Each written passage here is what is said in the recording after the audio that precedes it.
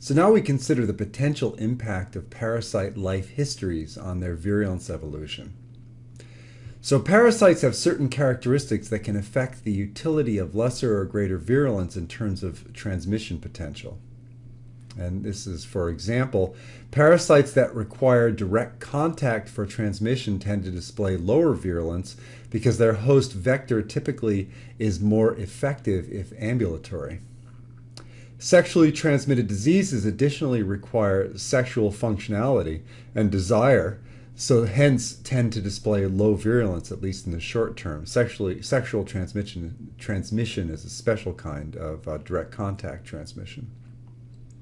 Parasites that display high extraorganismal durability, by contrast, can get away with higher virulence by displaying a sit-and-wait transmission strategy. So what we'll be doing is walking through various scenarios for parasite transmission and considering how all of these impact the potential for higher virulence to evolve in these parasites. So the impact of parasite life histories. So parasites that are transferred by vectors, such as by arthropod vectors, can benefit from host sickness, such that the vector is less likely to be shooed away, for example. Therefore, these parasites that are transferred by arthropod vectors often can get away with displaying a significant amount of virulence. And this also can be the case for attendant-borne diseases, where the attendant, such as in a clinic, can serve as the vector of disease transmission. Again, an individual can be pretty sick, but a nurse, for example, can still very readily come in contact with these individuals and potentially transmit infectious diseases from, as well as to, these individuals. Parasites that employ host disease as part of their transmission strategy can also benefit from significant virulence. So an example of this would be diarrhea as a means of transmission out of an individual. Also, there are a couple of cases where organisms actually melt in response to infections, such as the case with Ebola, where individuals bleed out, and baculovirus, which is an infection of insect, such as caterpillars. And then there's also a possibility that childbirth fever from the 19th century displayed this kind of increase in virulence as a consequence of using host disease as a mechanism of transmission, or at least a component of their mechanism of transmission. The hypothesis here is that what you had are individuals that went to hospitals to give birth, and if those individuals happen to contract childbirth fever and die, childbirth fever is caused by Streptococcus pyogenes, and die in the hospital, then they would be autopsied by the physician, who then would move on to the next individual who they would aid in childbirth, potentially transmitting the childbirth fever, the streptococcus, to this next individual. It was those individuals who died in the hospital that would be autopsied and therefore would have the highest potential for transmitting the pathogen to the next susceptible host. And therefore, those individuals that were experiencing a higher level of disease, those pathogens that affected a higher level of virulence, that kept the individuals in the hospital and caused them to die there, would be selected for within these systems. And so higher levels of disease, in this case, seems to have given rise to a greater level of contact with the vector for disease transmission, the attending physician, and as a consequence, maybe a higher level of virulence actually evolved in that system. I should point out before going further that this occurred in the days before physicians actually washed their hands between patients. This is very much prior to the full implementation of what we understand now about the utility of hand washing as supplied to us by Semmelweis, who actually, ironically, also died of a Streptococcus pyogenes infection. So If we think of acute infections, so these are infections that last relatively short periods of time. For acute infectious diseases, theory about the evolution of virulence focuses on the negative effects of virulence on the transmission of pathogens between hosts. Much of the variation in these negative effects of virulence depends on whether pathogens can be transmitted from hosts that have become immobilized by the infections. Pathogens that can be transmitted readily from immobile hosts should be molded by natural selection to exploit the host severely and to be highly virulent. The reason is simple. Variants that exploit severely gain the competitive advantages of this exploitation. That is, they win the within-host competition for increasing expedience, while incurring little, if any, competitive cost from the illness that their exploitation generates, because they still can be transmitted from hosts that have severe immobilizing illness. So if you can knock out your host to the point where the host isn't even able to move around and yet still be transmitted from that host, there's little keeping you from severely victimizing the host, from displaying a large amount of virulence by causing a large amount of disease. To some degree, this is similar to that example of childbirth fever, where it was the individuals that were sufficiently immobilized that they actually stayed in the hospital and died there, that were more likely to be transmitted by the doctors who conducted the autopsies and then moved on to other potential hosts. And this is my example of what this all looks like. If when I was home, immobilized, sick in bed, if I could still transmit, then there'd be nothing keeping the parasite from making me really, really, really sick to the point where I was immobilized at home in bed. And in fact, as we'll see, I mean, this is something that it may very well be relevant in terms of transmission within hospitals. But if it's the parasite instead needs to actually have its host be moving around among other hosts in order for transmission to take place, to not be immobilized, then lower levels of virulence may be selected for in order to enhance the potential for transmission of the parasite. We can also consider vector-borne parasites again. So these are rules of thumb that I'll go through. Not all of the parasites display or conform to these rules of thumb, but we might predict that for a vector-borne parasite, that there'll be less concern about host health. And in fact, decreases in host health can actually increase susceptibility to vectors, which is the case that we considered in terms of malaria. There is less concern about host mobility, and this is because the vector itself can be highly mobile, such as the case, for example, with mosquitoes, and thus carry the parasite to new hosts, new susceptible hosts, rather than the host itself carrying the parasite to new hosts. There can be a desirability for a long transmissibility window because while infecting, for example, a human host, the transmission of the parasite is not going to occur unless another vector comes along, such as another mosquito, and there might be a long delay before another vector comes along and, for example, takes a blood meal and thereby picks up the parasite. And so the longer you can increase the time during which transmissibility is possible, essentially the more vectors that the host is going to come in contact with, and therefore the greater the potential for transmission. There also can be no reason for durability outside of the host because these are parasites that are transmitted within another host. And so the parasite never really exits a host. It goes from being inside of one host to being inside of another host to being inside of another host. And as a consequence, there can be little selection for extra host durability. And there also can be a potential for high disease severity, in part because there is no reason to keep the host mobile if a vector is going to be responsible for the mobility of the parasite. On the other hand, if a long transmissibility window is desirable, that can interfere with the ability of the parasite to be able to put up with high levels of disease, because that, in fact, could cause the window of transmissibility to close, for example, by killing the host.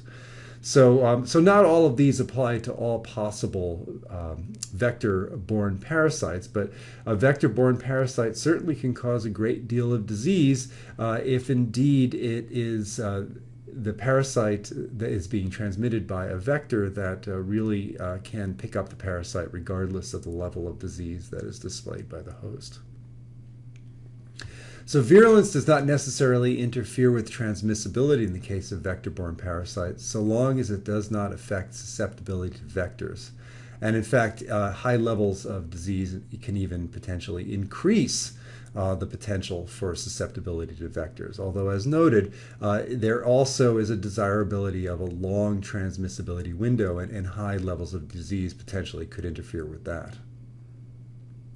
Parasites transmitted by biting arthropods can be transmitted effectively from immobilized hosts, and therefore should evolve to a higher level of virulence than directly transmitted parasites. Vector-borne parasites are more lethal on a per-infectious basis than directly transmitted pathogens, and this is from a review by Ewald from 2004. Very typically, when you have a waterborne parasite, we're talking about something that has a fecal-oral transmission strategy where the feces find their way into water, and then the water, contaminated water, is consumed, and thus leading to infection of the next host. So we can once again talk about rules of thumb. So there's less concern about host health by waterborne pathogens, and in fact, they can even decrease host health to their advantage, causing diarrhea, which is a means by which they can be transmitted out of infected hosts. There is less concern about mobility, particularly if this diarrhea can basically get all over everything. That's a pretty effective route towards transmission. On the other hand, it is helpful if it's a waterborne pathogen for the diarrhea to find its way into a water supply, which may require some degree of host mobility. There's often a relatively short transmissibility window from the host. However, there is or can be a relatively long transmissibility window from the water. Once the parasite has made it into the water, it can remain infectious for fairly long periods of time. With giardiasis, you can actually have fairly long transmissibility windows out of the host, and also long persistence of the giardiasis within water, or the giardia within water. High extra-host durability is important, which of course increases the transmissibility window to new hosts, but not necessarily from the host. That is, persistence in the water is one of the things that can allow for these parasites to be effective in causing and transmitting diseases, because their job basically is to find their way into water and just stay there until a new host picks them up by drinking the water. There also can be potentially high disease severity, particularly if these diseases are limited by the host immune system in some capacity. These pathogens, because they don't really care about, or parasites, because they don't really care about host health, their job is to make as many of their babies as they can and transmit as many of those babies out of the host, such as via diarrhea. And so they can cause quite a bit of disease, again, which is seen with cholera. So virulence can be high in the short term, since so long as parasites can reach the water, then water serves to connect infected hosts with susceptible hosts.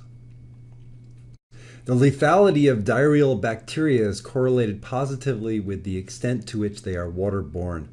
Among Shigella, for example, severe strains have been disproportionately common where the potential for waterborne transmission is high. And again, that's from Ewald. We can also talk about attendant-borne diseases. So attendants would be individuals that work in clinics and attend to patients.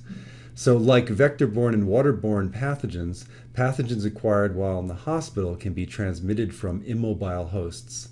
In this case, the transporting is done on the hands of doctors, nurses, and other attendants and the objects that they touch. Such attendant-borne transmission is the major route for most serious hospital-acquired pathogens such as Staphylococci, Streptococci, Enterococci, Pseudomonas, and Clostridium difficile. Attendants usually do not get infected, partly because they are less vulnerable than their patients. They wash their hands before leaving the environment, and they have generated some immunity to the hospital organisms. But they certainly, particularly if hand washing is not practiced between interacting with different patients, they certainly have the potential to transmit parasites between patients. And so this is another one of my figures that I drew up way back in 1995. So for some pathogens, the sicker you are, the more likely transmission will occur. And so what we have here is a healthcare worker that's paying more attention to the more sick individual, which again harks back to the ideas of childbirth fever being more easily transmitted if a woman dies in the hospital. Certainly dying, an individual that has died is a sick patient, and they had more attention from the physicians who then autopsied them than they would have had if in fact they had not died. And so this healthcare worker is attending the sicker patient more than this more robust patient here on the right. And all over those little dots are little bacteria that he or she has picked up on their hand. By the way, this was drawn with the Windows Paint program way back when. That was the level of technology I had available to me when I first started teaching at OSU. So sit and wait parasites I've already mentioned. So sit and wait parasites, they're able to sit and wait like those Giardia cysts. They basically have a high amount of durability, and they can persist within the environment until essentially the next susceptible host comes to them rather than they going to the next host. So rules of thumb. So there's less concern about host health. Particularly in the medium term. In the short term, you want to maintain at least enough health so that the host can make lots and lots and lots of you. There's a short transmissibility window out of the host, and this is because basically the goal is to make lots of babies, lots of progeny, and have them dispersed into the environment in some capacity. And because these are not being transmitted by direct contact, there is, or by vectors, there's no need for the transmissibility window to be large, because out of the host, there really is no reason to sustain the out of the host phase for long periods of time. They just dump all of their progeny out of the host, potentially in just a single short-term step, and then the transmissibility is maintained over long periods outside of the host. There's less concern about host mobility, except to the extent that there may be more preferable places for the host to dump their load of parasites and less preferable ones. But if the dumping is occurring in one step, then basically as long as the host does that dumping in a location where the parasite has the potential to be picked up by another host, that's good enough for the parasite. Now, here's a key aspect of these parasites is that there has to be a high extra host durability. This is as we described for Giardia as well, and that's because these sit and wait parasites sit around in the environment waiting for hosts to come to them, and the longer that they can remain viable, infectable in the environment, then the longer their transmissibility window lasts of going into new hosts. And they also have the potential for causing very high levels of disease. And in part this is because one of the things sit and wait parasites can do is they can actually kill their host. And as either in the course of transmitting or just following that transmission, because their goal is to get as many of their kind out of the host into the environment rather than necessarily sustaining over long time periods their movement out of the host. And so potentially high disease severity, as long as you can kill the host, as long as you kill the host after transmission has occurred, it's okay. So virulence can be severe, limited mostly by the virulence impact on within-host parasite replication. So if virulence is interfering with the ability of the host to support the production of more parasites, that might not be a good thing. But as long as it doesn't interfere with parasite production, then really any level of virulence is okay, or can be okay. This actually, you see this in some saprophytic bacteria, for example, the Clostridia, which in fact can kill their hosts. And then continue to replicate, because what they normally would do for a living is replicate on dead tissue.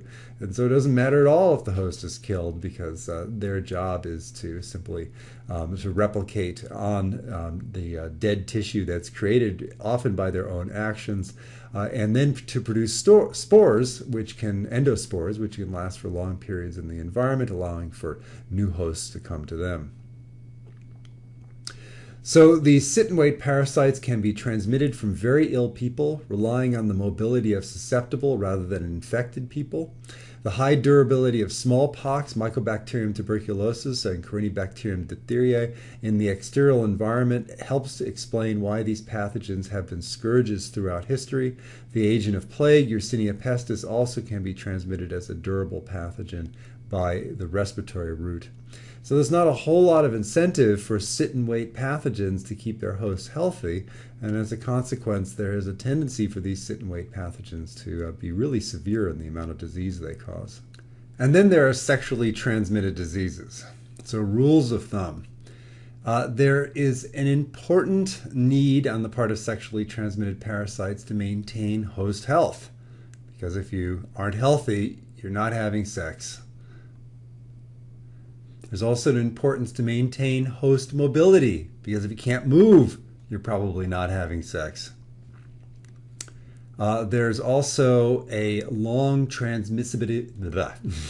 There's also a long transmissibility window from the host, and this is because individuals often perhaps don't change partners too often, and the opportunity to transmit to a new host via sex, in the course of sex, is dependent upon, in fact, participating in sex with a new partner. And if that doesn't happen all the time, that is, new partners don't come along all the time, then you need a long transmissibility window in order to be able to take advantage of when, in fact, the new partners come along. You can't kill the host prior to the host having sex with this new partner. And you also can't be cleared up by the host's immune system before this new partner comes along. You have to persist in the host. The host has to remain healthy and mobile, wanting to participate in sex. It does no good that you are continuing to participate in sex with your current partner, because if it's a sexually transmitted disease, where did you get the sexually transmitted disease from? It's probably your current partner, and so therefore, in order for the disease to be transmitted to a new partner, it's got to stick around in an infective state until that new partner comes along. There tends to be low extra host durability, because these parasites tend not to leave their hosts when they are transmitted. They're transmitted pretty much in intimate contact with the host that they came from, and then to the host that they're going to. And also, there can be a potential for high disease severity in the long term.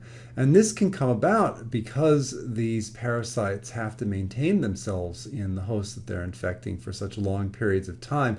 So they're good at evading the host's immune system, and also they last a long period of time, which means that mutations that give rise to higher levels of expedience, higher levels of virulence can accumulate, resulting in the disease eventually turning into one that's more severe. So, for example, HIV turning into AIDS after a number of years of infection. So, virulence initially is low but can become severe with time. A person generally has sex with many fewer people per week than he can sneeze on. Natural selection therefore favors long-term persistence and contagiousness of sexually transmitted pathogens within each host. Accordingly, most sexually transmitted pathogens are characterized by adaptations that allow the pathogen to evade the immune system, to persist in and be transmitted from the body.